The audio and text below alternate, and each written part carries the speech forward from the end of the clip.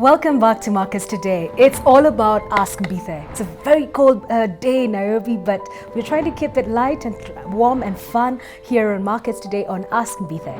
I'm actually joined by my colleague Nahashan Owano, who is the lead host as well as producer for Sports Center. We will be engaging with him just to understand what's happening. But before I introduce Nahashan, I just wanted to answer one of the questions. And one of you has actually reached out to us on Ask Mbithe. That's 20146 is the SMS line. And the question is, hi Metropole TV. Kindly, I would like to know how one can invest in shares and how to buy and sell them. So keep tuned onto this program. I will answer this in a few. But without further ado, Nahashan Owano, karibu sana. Thank you so much for having me on the show. I don't know if I pronounced your surname right.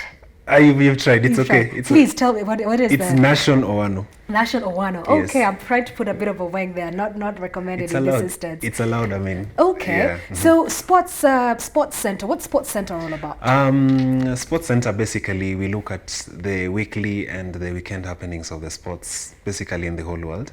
And our scope is not only limited to local sports, but also international sports. When you're talking about sports, we usually what makes us different on Metropole Sports Center is we try as much as possible to fuse the conversations that we're having with data. Because you see, most of the football conversations are usually like rant, you know. Yes. But now we bring in the aspect of data, like no, this happened in the sporting arena. Okay. So this is what it actually means on the number aspect of it. So when you talk about numbers, how do you make money in sports? How do you make money in sports? That's Yes. a very good question. Yes. Now, how people make money in sports? First of all, their endorsements. For example, if Mbithe Mwema is a runner, take for example, he's a good runner. Yeah, hypothetical. Or is into biking, Yes. for lack of a better word. Yes. The higher your brand is, the more people want to associate with you. Okay. So if you are doing well in a particular sphere of sports, then chances are you're gonna get endorsements from companies that want to be associated with you. A very good example is Eliud Kipchoge. Okay. You saw when he did the Ineos 159 challenge, Yes. Isuzu came in and Yes. gave him a car. So right now Wow. they're sort of like they want to identify with him. Okay. So apart from the giveaways that the companies give you, Yes. there's also the money part of it. They're like, you're not going to pay your rent, so we're going to take care of this particular thing. Can I be a runner? Is yeah. it too late? Yeah, no, it's not too late. It's not It's not too late. Okay. Yeah. I also have another question for you, because at times when I talk to people about stocks, they're like, is it like gambling? And I know there's a lot of sports pesa. I mean, there are many platforms that are out there, betting, etc. So is that something that you cover? Is it something that you get many questions on your show? Yes, I get a lot of questions with that. But what we try to do is to promote a culture of Yes. responsible betting. You Yes. know, every particular activity has the pros and cons. You're not allowed to go beyond any particular extreme. Yes. You get bet too much. Auctioneers Yes. are gonna come to your place. That's true. Bet responsibly. But it's never possible to talk about sports without gambling, because Yes, that's what. Yeah. So yeah, I think what adds also what makes one tie gambling to sport Yes. is the unpredictability of the sport. Yes. Like you see, this weekend the English Premier League is starting out. Oh, wow. Yeah. Okay. So Arsenal is going to be squaring it out with Fulham. So people don't know which team is going to win. Yes. So that's unpredictable. You're like, okay, yeah. Okay. So yeah. All right. That's very interesting. So, and at what point should I gamble? Should I just gamble if I have extra money? Should I have a plan on how much I'm going to put in? Actually, from the conversations that I've been having with relevant stakeholders in the betting industry, they're actually advising you Yes. to gamble with the amount of money that you'll have used for leisure activity. Oh, wow. Yeah. Okay. Yeah. So now that people are not drinking, does that mean people are gambling more? Okay, not drinking, but not drinking as much because they're not really going out, restrictions. I wouldn't say they are betting as much, because also you see with the whole COVID situation thing, sports were Yes, halted. that's very true. Yeah. But there've been online games that have been going. Yes. The betting is high, but not as high as compared to when Oh, sports wow. was actually going on in the world. Oh wow, interesting. Yeah, I just yeah. feel like we're on the same side, but just different sides of the divide. Yeah, I so think so. stocks, or you're going to look at sports and what's really happening there. You need to understand what's happening. Okay, fine. A very warm welcome to you to our desk today. It's an honor and a privilege. Thank you so much. Normally I'm used to be in this particular set when I'm talking about sports. Yes. But now that I'm here, I'm talking about markets, I'm pretty sure some of my friends are like, wait, what are you doing? What's happening? What's And then you're happening? actually not even dressed like you'd be talking about sports and it's Friday. Exactly. You So know, people are like, it looks like you've switched to economy that fast. But I think at the end of the day, yes, those are facets of our lives that we can never run away from. That's very true. Yeah. Okay, fantastic. So a warm welcome to you. Now I hand over the baton to you. It's all about you. You take it away. Okay, thank you. Now, there's a couple of weeks ago, not actually weeks, months ago, the World Bank released a report, and the report was talking about, or it classified Tanzania as a middle-income economy. Yes. So from a layman's, from somebody who's not into markets a lot, I was basically interested in what are the different classes of what are the different classifications that the World Bank gives in relation to economies, and what are the key pointers that they're looking for when they are talking about economies and their growth and something of that sort. Oh, fantastic. Okay, that's a curve out. That's what, is that offside? Yeah, that's offside. That's an offside question, I guess. All right. But anyway, so again, very warm welcome to you. So you're right in saying that the economic status for Tanzania changed. Let me start with where it changed and what the drivers are, and then I can come down and say, okay, does it even mean anything for if you're in Tanzania today? So this change happened in July. So how the World Bank normally looks at countries is there are 4 stratospheres. There's the high income status. Then in the middle income status, it's divided into 2.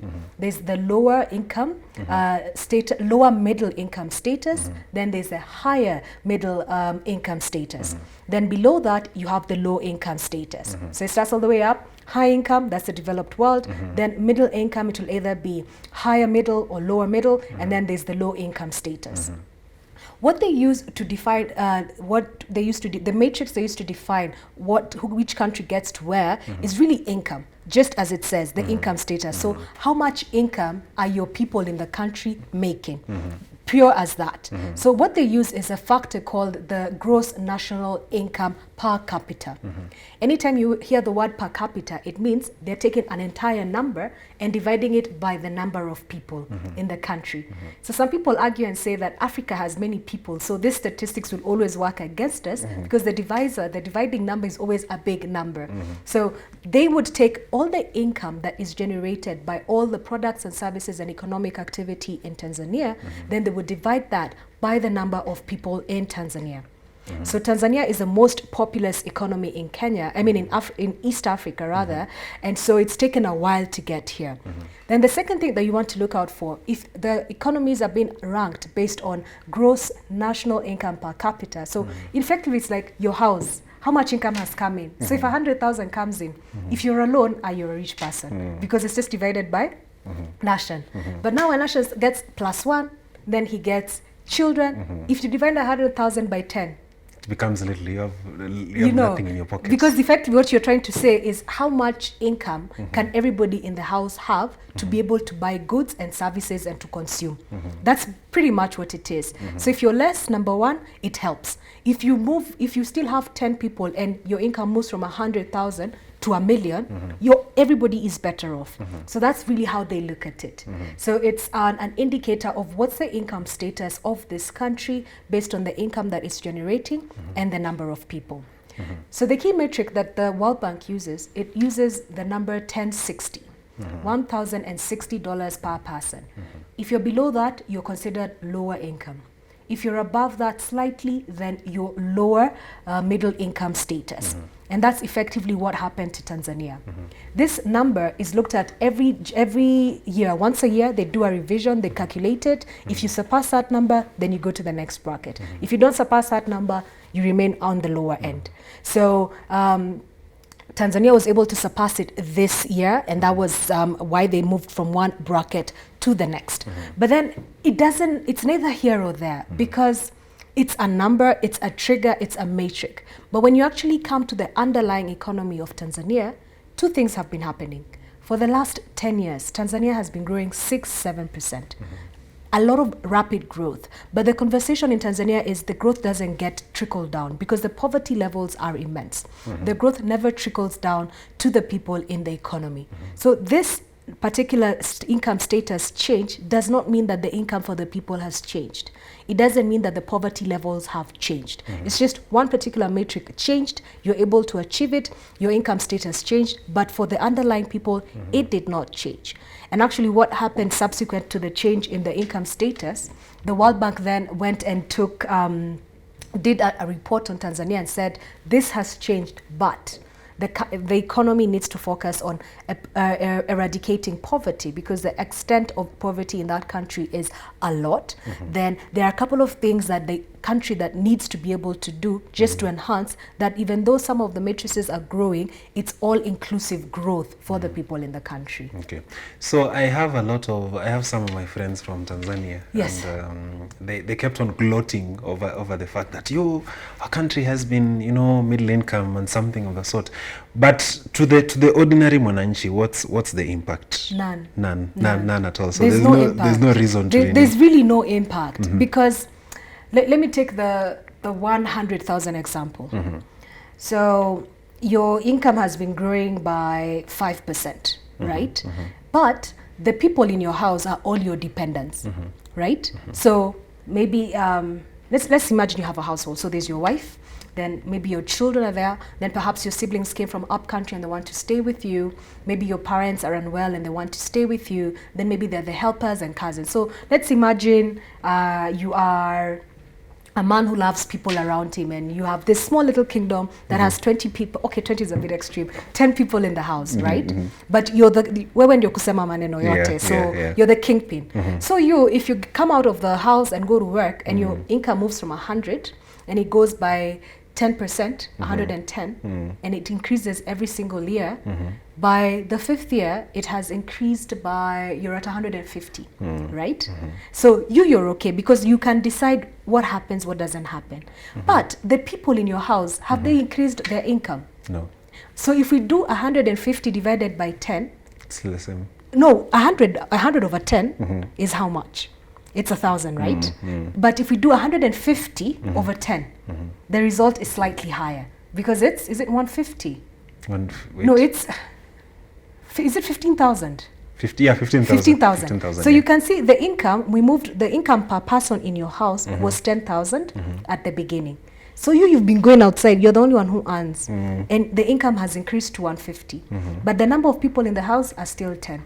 So 150 over 10 means the income per capita is 15,000.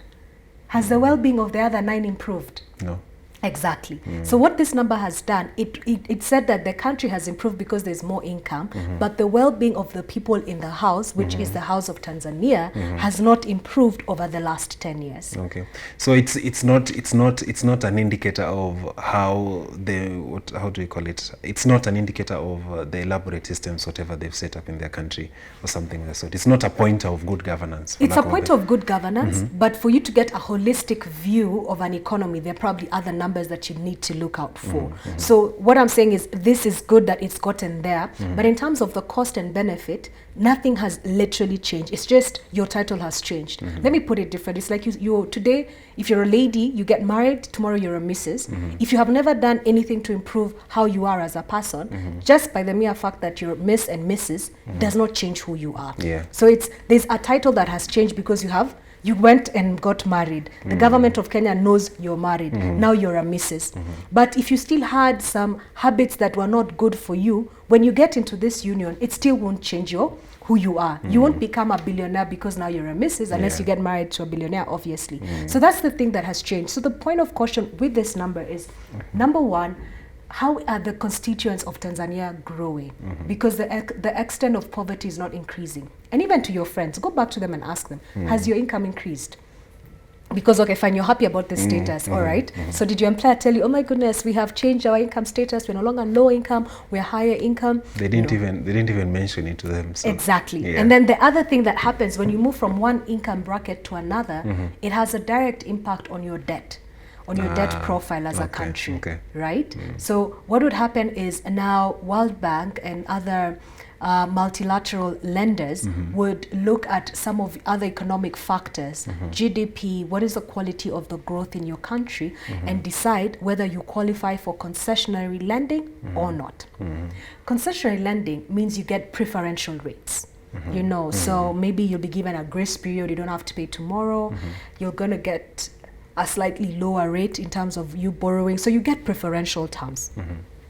The move from Tanzania from low income to lower middle income status has not changed its debt obligations, rather, or its relations with its debt obligators. So it's still having access to concessionary funding. It can be able to still get debt with preferential terms going forward. So that hasn't changed for them. And why that is important is you have to look at the threshold. If you pass the threshold by a little bit, the status changes, but there has to be a material jump for then your overall economic profile to be able to change. Okay. Yes. So normally I usually see the rankings change from year to year. Like they're released every July of 1st, right? Yes, July of 1st. So you find that a country has moved from one class to another. So what are some of the challenges or some of the hurdles that can affect the ranking of a country within those clusters by the World Bank? Economic mismanagement, or if your country just goes bust. So if things are not happening, like I would imagine if we had a scenario of Zambia, which if Zambia would have been in another category, it would have had to scale back down, because you're saying your country is not doing well, you're not generating revenue, right? So if that matrix changes, then you go back down. But the instances of that happening and the incidences of that happening are negligible. They hardly happen. But that parameter would always be looked at. And what you're asking is, what could make Tanzania not generate revenue as a country? So for you as an individual, if you died, that would stop revenue generation. If you lost your source of income, if you are incapacitated. But a country has so many people that if one person loses their income, another one has gotten an opportunity to generate income. And as long as there are opportunities in that country, that income that is being earned at a national level, it's still growing slowly by slowly. So that doesn't stop. So the incidences of it moving from that level to the next level are negligible, not even there, but negligible, very low at best. I think the key issue will be this year, COVID-19. The growth might not be 6% as we are used to, but then the push is, yes, you are lower income status. I want to imagine that the hope becomes, do better, address this issue. So your key issues are, you need inclusive growth. You need to eradicate poverty. We need the sources of income to be diversified so that you're not depending on one particular cluster. So I'll come back to the same example of somebody who gets married. So you can get married, you become a miss, and then it becomes a missus, but or even the man gets married as well. For the two of you to be able to sustain that, you have to change some things so that you can sort of rise up to the new level that you're in. Because if you continue staying the way you are, it's only a matter of time before divorce happens. It doesn't quite happen with the numbers, but so the hope is, now we are here. You have been given this status. We are tracking this status, but as part of being this club, there are certain things that we expect to sort of see. We don't expect them today, but we want to see a gradual shift and a gradual change in how you operate. Okay. So based on that classification, where does that place Tanzania amongst the East African community countries and Africa generally in terms of economy-wise? Let me focus on East Africa for today. So Kenya achieved this status in the year 2014. Our gross national income per capita is considerably higher. So for us, we stopped getting concessional funding. So now we get commercial funding. And if you actually track Kenya's debt profile, at some point it used to get bilateral funding. It's given a 10-year grace period, 0 interest. But then when it got into a higher income status, people are like, you have to shape up. So that's now actually started us on the onset of the eurobond. Like, you pay market rates, like you're a big boy. Pay market rates like everybody else. Syndicated loans each and every single year. That's how the government funds its operations. So it gets syndicated loans on commercial loans. Because people are saying, but your income is growing. If you haven't sorted your house, So we got out of that level of concessional funding, and we we don't fall in that category. We're in a higher bracket, and we tend to be now, we have to go out there and fight for investors to be able to put money in this economy in terms of eurobonds, you know, so that's where we are at. So Kenya was at the forefront of this conversation. Then now Tanzania has followed suit. Uganda, Rwanda, and Burundi are considerably smaller, so they're not yet there as well. I'd have to confirm for Rwanda, because Rwanda's population is considerably lower, but that's something I can confirm and get back to you. But to the best of my knowledge, I think it's Kenya and Tanzania. Yes. Yeah. What is the impact? Because you've had the conversation about Kenya having loans left, right, and center. What is the impact of loans on that classification as we are right now, Kenya? For Kenya? Yes. No, Kenya, we pay corporate rates, commercial rates. So for us, when you hear Kenya out in the market for a eurobond, they'll be paying commercial rates, because we are not a low-income country. If it gets syndicated loans from the same partners, we'll pay market rates. So before you'd get a grace period, you'd get lower interest rates, but once you get into a certain income level, then those benefits are no longer available to you. So for us, we paid standard rates when we go out to look for debt as a country. Okay. I would like to understand more about you mentioned something about the types of loans that it's given, syndicated. Yes. I would like to understand more about that. Can you kindly explain it a bit? All right. So syndicated loan is a loan that's given by different global institutions. So the way Kenya borrows money, they will either borrow from the domestic market through a treasury bond or the treasury bills, or they'll borrow from the foreign market through commercial debt or eurobonds. So a eurobond is a treasury bond, but it just doesn't trade in Kenya. It trades outside of Kenya. It's also denominated in hard currency, in dollars. So it doesn't trade in the stock exchange here. The ones that trade here, treasury bonds, those are denominated in Kenya shilling. The eurobond isn't. It trades outside of the country, and it's bought by investors outside of the country. That's the eurobond.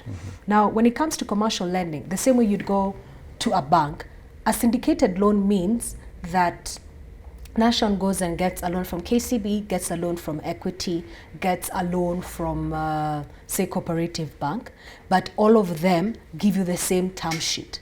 So you say you're looking for $1 million, then Equity says, we'll give you 200 million, 200, maybe you're looking for 100 million, then Equity says we'll give you 200, KCB 300, the other one will give you this, then you agree on the terms. So that's what it means, syndicated loan. So they go out of the country, they do a roadshow, and then there are certain institutions that each and every single year will actually be able to give and extend debt to Kenya. You mentioned the eurobond. Is the name slapped based on the location, as long as it's outside the country? As long as it's outside the country, it's called a eurobond, and the currency would be either dollars or it can be issued in Japanese yen. But a US currency tends to be the key way that you issue eurobonds. So a eurobond effectively says you issue debt. The government issues debt as a sovereign, but outside of its home country. So that debt doesn't trade in Kenya. So a eurobond, you cannot, when government issues a treasury bond, once it's issued, it can trade on the Nairobi Securities Exchange, and the currency for that bond is Kenya shillings, meaning that it's the Kenyans who invest in it.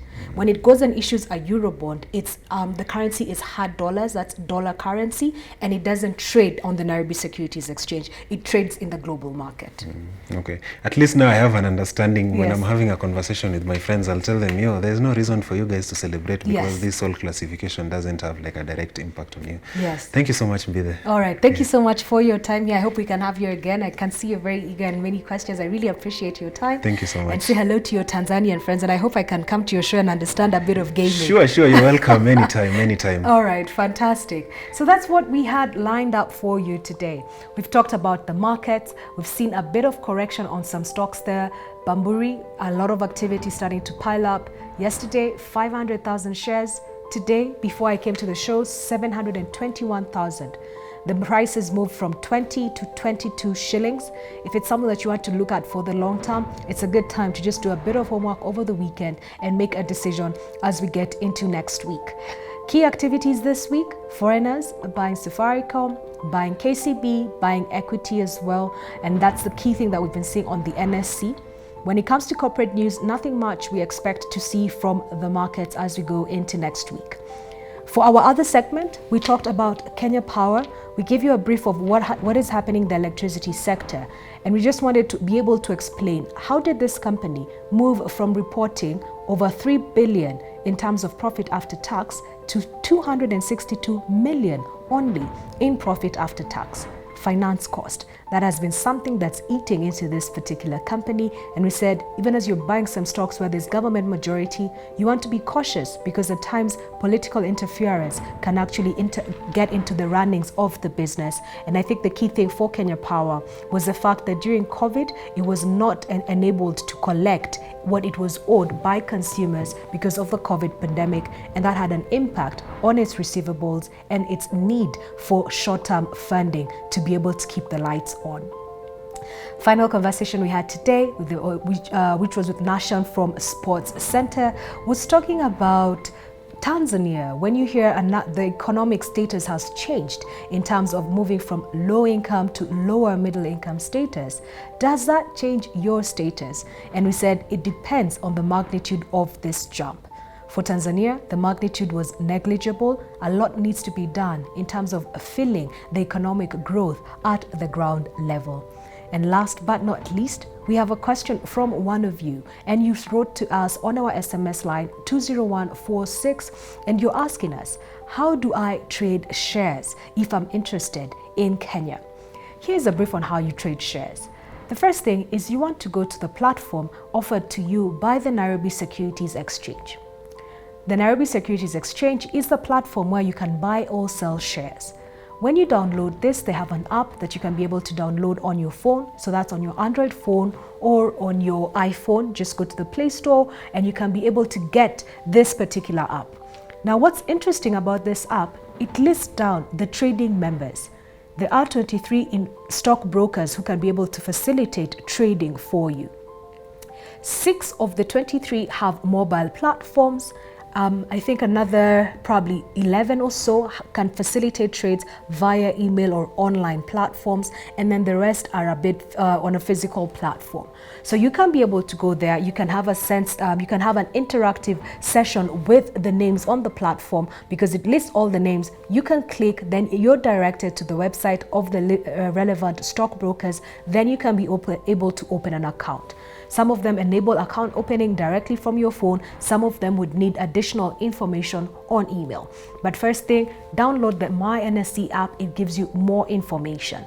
Once you already have that and you open your account, you can be able to buy and sell shares on the NSE. The market opens at 9:30 and it closes at 3. So we are not yet at the point of trading overnight as yet.